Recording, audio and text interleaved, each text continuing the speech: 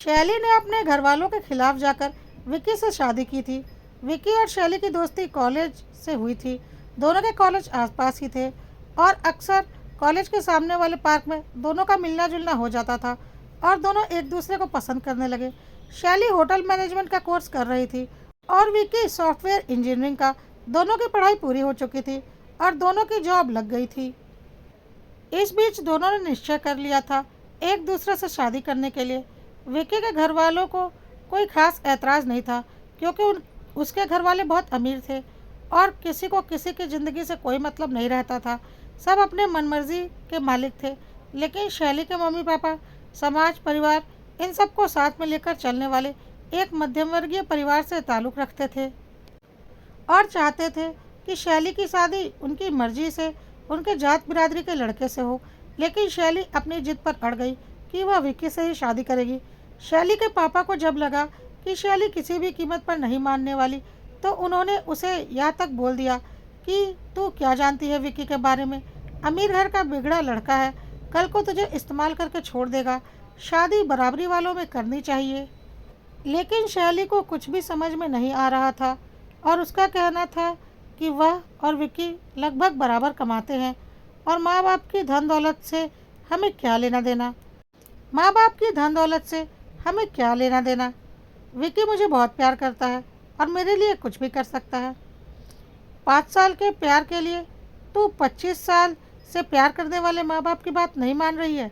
लेकिन शैली नहीं मानी तो माँ बाप ने भी शैली को उसके हाल पर छोड़ दिया और उससे कहा, तुझे विक्की से शादी करनी है तो हमारा तुझसे कोई नाता नहीं रहेगा और ना ही आज से तेरे कोई माँ बाप और छोटी बहन है।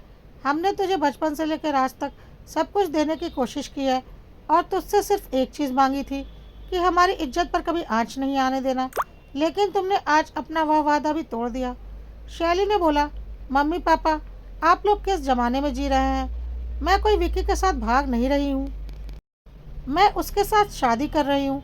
इससे आपकी इज्जत पर कोई दाग नहीं आएगा। विक्की बहुत अच्छा लड़का है और अपने पैरों पर खड़ा है, अच्छे घर परिवार से है। आप लोग फालतू में इतना बखेड़ा कर रहे हैं। खैर, ना शैली को मानना था और ना ही उसके माता पिता को मानना था, तो शैली ने अपनी मर्जी से विक्की के साथ शादी कर ली और शैली अपने माता पिता और छोटी बहन से सारे रिश्ते नाते तोड़ लिए। शैली को लगा था कि मम्मी पापा का गुस्सा कुछ दिनों के बाद ठंडा हो जाएगा, इसलिए वह भी अपनी शादीशुदा ज़िंदगी में खुश थी। इस तरह से शैली की शादी को करीब 2 साल बीत गए। शैली और विक्की बहुत खुश थे, लेकिन शैली के माँ बाप ने आज तक शैली को माफ़ नहीं किया था और ना ही उससे कोई संपर्क रखा था। लेकिन शैली विक्की के साथ बहुत खुश थी, बहुत प्यार करते थे दोनों एक दूसरे को और अपने निर्णय पर उसे कोई पछतावा नहीं था। सब कुछ बहुत अच्छा चल रहा था। सैली बस यही सोचती थी कि जिस दिन भी मम्मी पापा उसकी यह खुशनुमा ज़िंदगी देखेंगे, उन्हें ज़रूर एहसास होगा कि मैंने कोई गलती नहीं की है। शैली अब एक बच्चा करना चाहती थी क्योंकि शादी को 2 साल हो चुके थे। विक्की ने बोला, हाँ, अगर तुम मेंटली बच्चे के लिए प्रिपेयर हो तो हम बच्चा कर सकते हैं। शैली ने बोला, हाँ, अब 2 साल हो गए, बच्चों के बारे में तो हमें सोचना चाहिए।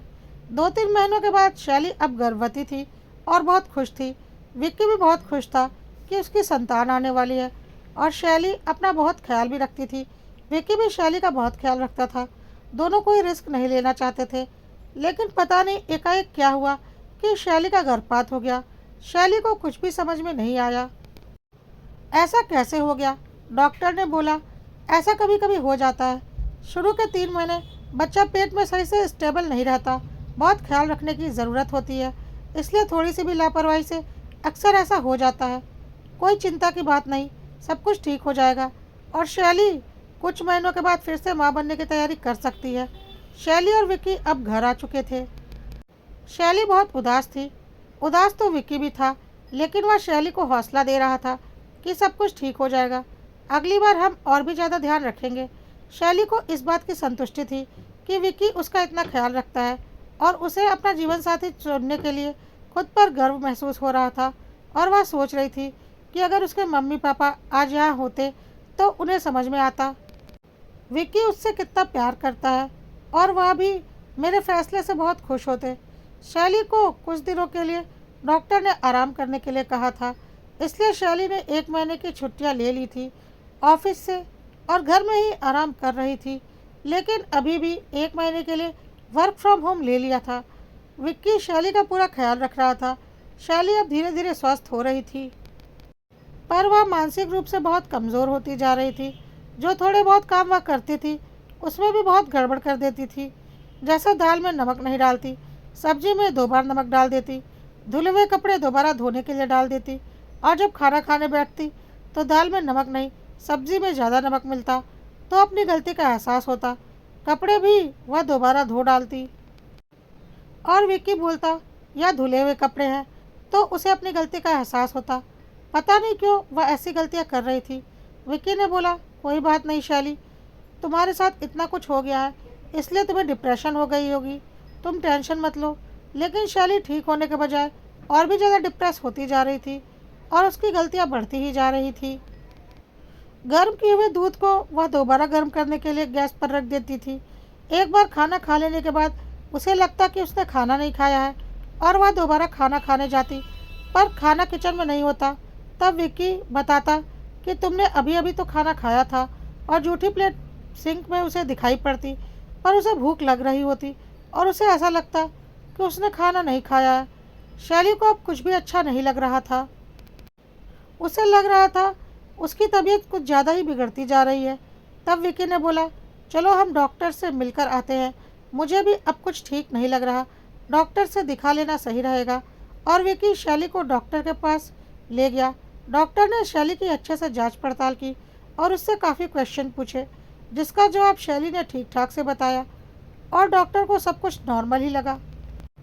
डॉक्टर ने बोला कि घबराने की कोई बात नहीं है, ऐसी कोई बड़ी बात नहीं है, शैली का अबॉर्शन हुआ है, शायद यह बात वह भूल नहीं पा रही, इसलिए उससे यह गलतियां हो रही है, कोई घबराने की बात नहीं है।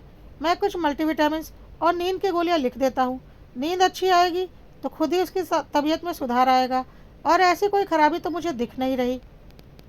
यह बात सुनकर विक्की और शैली को बहुत तसल्ली हुई और वह घर आ गए। शैली ने भी सोचा कि सही बात है, उसे आराम की ज़रूरत है, और उसने दवाइयाँ शुरू कर दी। लेकिन शैली की हालत में कोई सुधार नहीं हो रहा था, अभी भी उसके हालात वैसे ही थे। सुबह शैली सोकर उठी तो उसने विक्की से 1 कप चाय मांगी। विक्की ने बोला, शैली ज़्यादा चाय पीना अच्छी बात नहीं। शैली ने बोला, अभी तो मैं सोकर उठी हूँ, मैंने चाय पी ही कहाँ है।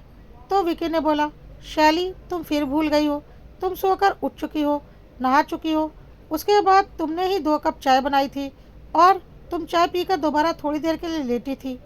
इस पर शैली को कुछ भी याद नहीं आया।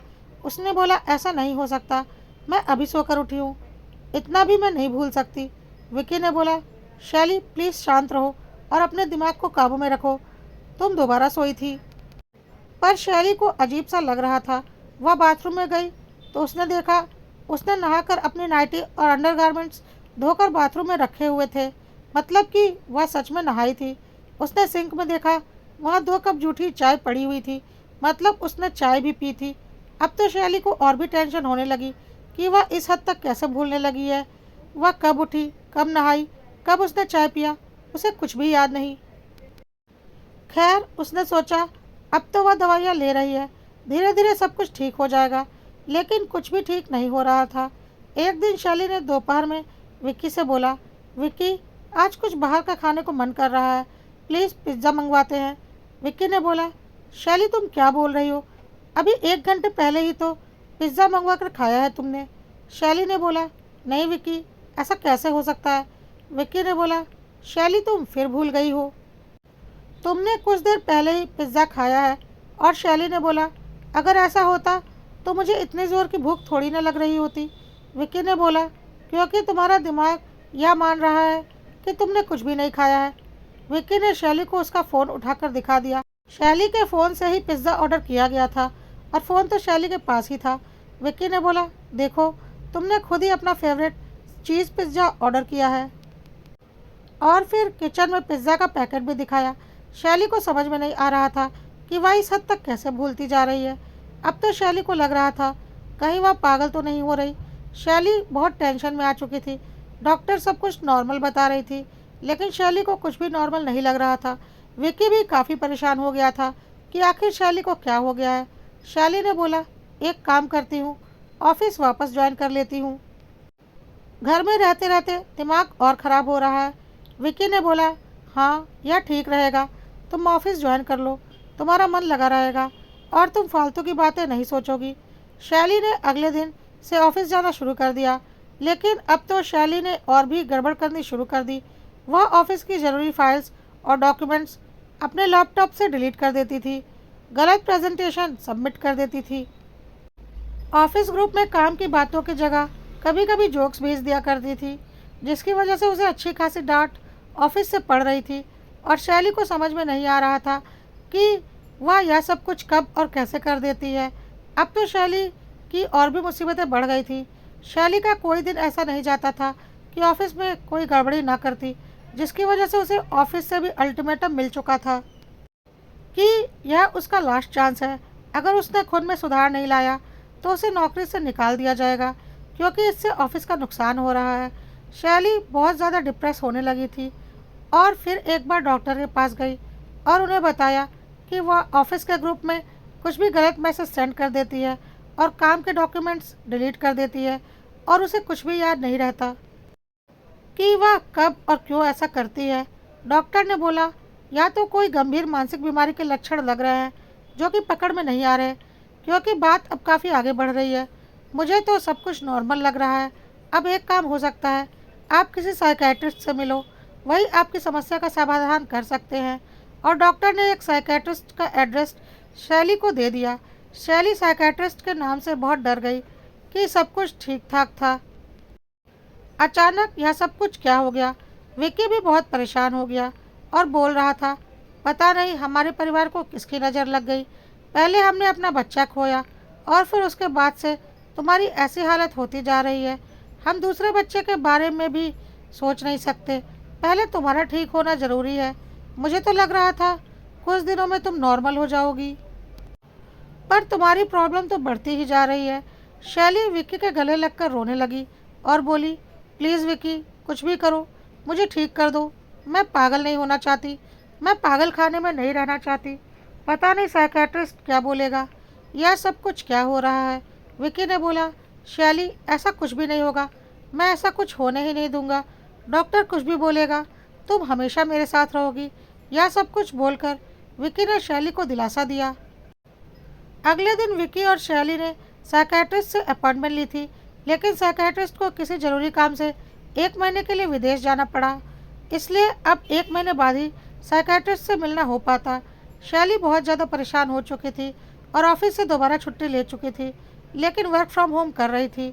लेकिन अभी भी शैली से वही सारी गलतियां तो हो ही रही थी और शैली को यकीन हो गया था कि जल्द ही उसकी जॉब भी चली जाएगी।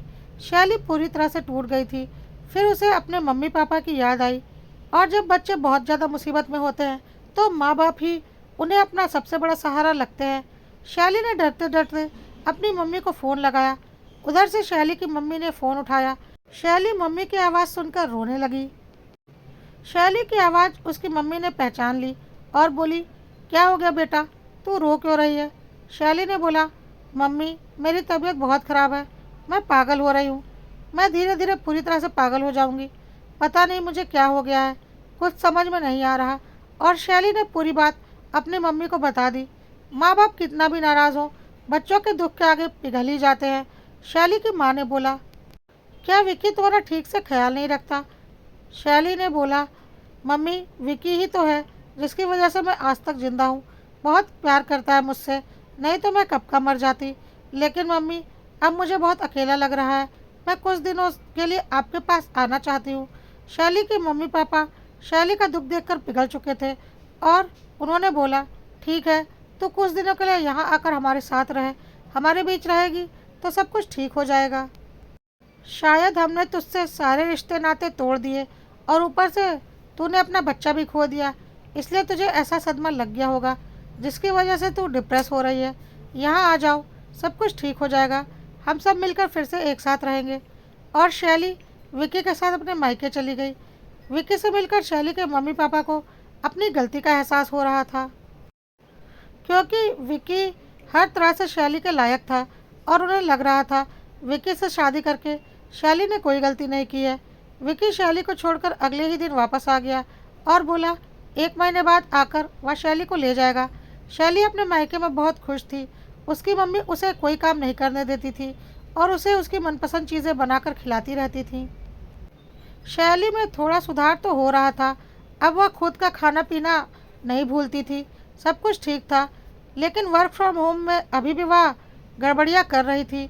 ऑफिस का काम करते वक्त उससे गड़बड़ियाँ हो जा रही थी, जैसे ज़रूरी डॉक्यूमेंट्स डिलीट कर देना, फालतू चीज़ें ऑफिस के ग्रुप में सेंड कर देना बदस्तूर जारी था। शैली की बहन ने बोला, घबराओ मत दीदी, धीरे धीरे यह सब कुछ भी ठीक हो जाएगा। देखो, अब तुम बस ऑफिस में ही गड़बड़ी कर रही हो और जो तुम घर में गड़बड़ियाँ करती थी वह सब कुछ तो लगभग बंद हो गया है, तो धीरे धीरे यह भी ठीक हो जाएगा। और फिर जब तुम वापस पहले जैसी हो जाओगी तो पूरी तरह से भली चंगी हो जाओगी। साइकेट्रिस्ट से दिखाने की कभी कोई ज़रूरत ही नहीं पड़ेगी। इसी तरह से 1 महीने का वक्त बीत गया। शैली को अब वापस जाना था, लेकिन उसका मन नहीं कर रहा था और उसे लग रहा था कि जो थोड़ा बहुत सुधार उसमें हुआ है वह अपने से संबंधित चीज़ें नहीं भूलती, जैसे खाना खाकर भूल जाना या नहाकर भूल जाना। लेकिन अभी भी ऑफिस के कामों में बहुत गड़बड़ियाँ कर रही है, लेकिन जाना भी ज़रूरी था। शैली बहुत परेशान थी। शैली की माँ ने बोला, एक काम कर बेटा, रिम्बी को अपने साथ ले जा, उसकी छुट्टियां चल रही हैं, कुछ दिनों तेरे साथ रह लेगी, तेरा मन बहल जाएगा। शैली को यह बात ठीक लगी। रिम्बी भी सॉफ्टवेयर इंजीनियरिंग कर रही थी और अभी उसके कॉलेज की छुट्टियां चल रही थी। शैली अपने साथ रिम्बी को लेकर अपने घर आ गई थी। 1-2 दिन तो सब कुछ ठीक रहा। उसके बाद धीरे धीरे फिर से शैली अपनी पुरानी हरकतें करने लगी, जो कि मायके में लगभग बंद हो चुकी थी। अब वह फिर से चाय पीकर भूल जाती या ब्रश करके भूल जाती कि उसने ब्रश कर लिया है और दोबारा ब्रश करने लगती। शैली ने परेशान होकर रिमी और विकी से बोला, देखो, फिर से वही सारी परेशानियां वापस आ गई। मुझे तो लगता है मैं पागल ही हो जाऊंगी। पता नहीं मेरे नसीब में क्या लिखा है। विकी ने बोला, अब हमारे पास कोई चारा नहीं है, चलो हम डॉक्टर से दिखा ही लेते हैं। साइकेट्रिस्ट भी आ चुके हैं, मैं अपॉइंटमेंट ले लेता हूँ। तब तक शैली के ऑफिस से फ़ोन आया और उससे बोला गया कि आपको 1 महीने की नोटिस दी जाती है। आप कहीं और अपने जॉब का इंतज़ाम कर लीजिए, क्योंकि आप लगातार गलतियों पर गलतियां किए जा रही हैं। अब तो शैली को और भी अधिक टेंशन हो गई। शैली ने अपने ऑफिस का मेल चेक किया तो उसने बहुत ज़रूरी मेल सेंड ही नहीं किए थे और फालतू के मेल सेंड कर दिए थे। ऑफिस के ग्रुप में भी उसने फालतू के जोक्स सेंड किए थे और ज़रूरी प्रेजेंटेशन डिलीट कर दी थी। शैली ने बोला, यह तो होना ही था, क्योंकि मैं पागल जो हो रही हूँ। अब तो साइकेट्रिस्ट से दिखाने के अलावा मेरे पास कोई चारा नहीं है। तब तक पिज़्ज़ा वाला पिज़्ज़ा लेकर आ गया। विकी ने कहा, अरे अभी तो सबने दोपहर का खाना खाया है, यह पिज़्ज़ा किसने ऑर्डर कर दिया? और किसने किया होगा? मैंने ही किया होगा, और मुझे कुछ याद तो है नहीं। कहकर शैली ने अपना फ़ोन चेक किया तो सच में पिज़्ज़ा शैली ने ही ऑर्डर किया था। रिमी ने बोला, लेकिन दीदी ऐसा कैसे हो सकता है? आप और मैं काफ़ी देर से एक साथ बैठे हैं और पिज़्ज़ा 15 मिनट पहले ही ऑर्डर किया गया है। आपने कब ऑर्डर कर दिया? मैंने तो देखा भी नहीं। शैली ने बोला, रिमी यही तो बात है, मैं कब क्या करती हूँ, कैसे करती हूँ, कुछ भी पता नहीं चलता, बस कर देती हूँ। कहकर शैली हंसने लगी और हंसते हंसते उसकी आंखों से आंसू भी आ रहे थे। विकी से यह सब कुछ देखा नहीं गया और उसने शैली को गले लगा लिया और बोला, चिंता मत करो, मैं सब कुछ ठीक कर दूंगा, मैं तुम्हें कुछ नहीं होने दूंगा। और विकी शैली को लेकर साइकेट्रिस्ट के पास चला गया। रिमी घर पर अकेली थी। शैली और विकी को आने में 4-5 घंटे का वक्त लगता, क्योंकि साइकेट्रिस्ट का क्लिनिक काफ़ी दूर था और उसके पास टाइम भी बहुत लगता था, क्योंकि पेशेंट बहुत थे। इसलिए शैली ने पहले ही रिमी से बोल दिया था कि आराम से रहना, हम लोग कम से कम 5 से 6 घंटे के बाद ही आएंगे। रिमी ने बोला, बिल्कुल, आप लोग चिंता मत करो। शैली की रिमी को भी बहुत टेंशन हो गई थी। कुछ घंटों के बाद शैली और विकी साइकेट्रिस्ट से मिलकर आ चुके थे और साइकेट्रिस्ट ने कुछ हल्की फुल्की दवाइयाँ देकर 1 हफ्ते बाद मिलने के लिए कहा था। शैली बहुत टेंशन में थी। रिमी ने शैली को आराम करने के लिए कहा। शैली सो गई। रिमी भी अपने कमरे में चली गई और पढ़ाई करने लगी।